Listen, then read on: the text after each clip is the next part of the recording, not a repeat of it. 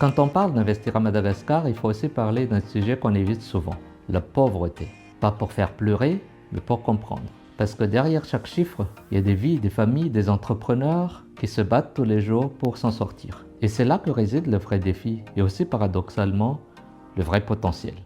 Madagascar fait partie des pays les plus pauvres du monde malgré ses ressources naturelles et son capital humain. Selon la Banque mondiale en 2023, 79,5% des Malgaches vivent encore avec moins de 2,15 $ par jour. Et dans les zones rurales, c'est plus de 9 personnes sur 10. L'indice de développement humain du PNUD place Madagascar au rang de 173e pays sur 193.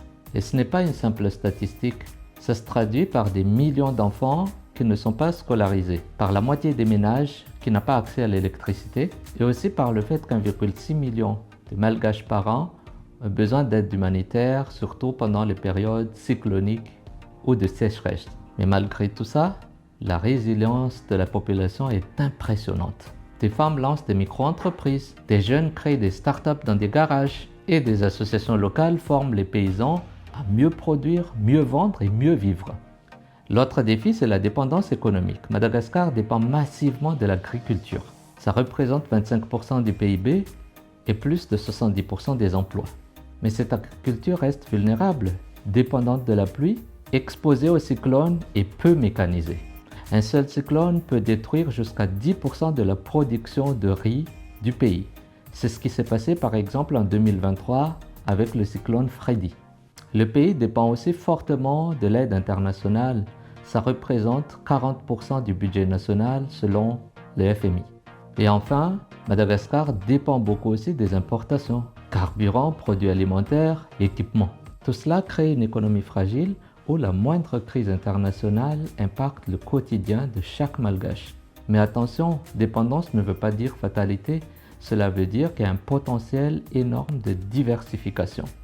Et ce potentiel, on le voit déjà sur terrain. De plus en plus d'entreprises et de projets montrent que le changement est possible. Dans le textile, Madagascar fait partie des top 10 des pays africains à travers l'AGOA, avec une création de 100 000 emplois directs. Dans le numérique, les ESN forment des jeunes talents locaux et exportent partout ailleurs dans le monde. Dans le secteur agricole, des entreprises et des projets aident les communautés rurales à mieux gérer l'eau, les semences et aussi l'énergie solaire.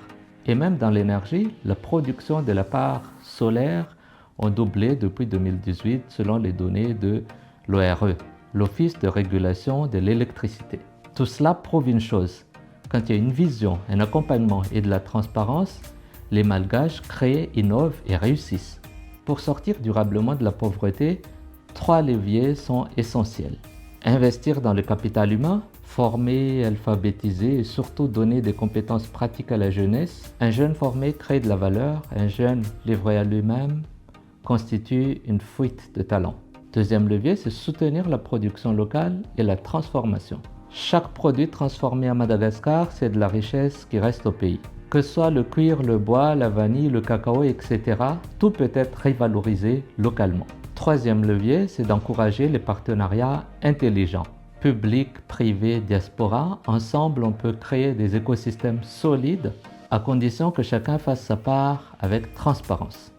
Madagascar fait face à des défis immenses, la pauvreté, la dépendance et la fragilité climatique.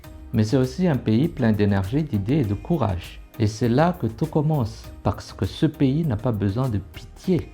Il a surtout besoin de vision, de confiance et de leaders qui y croient vraiment.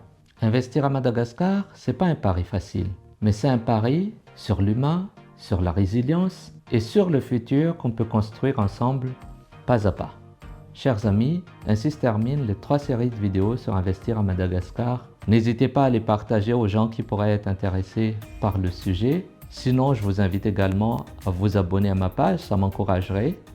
Et je vous dis à très bientôt. Au revoir.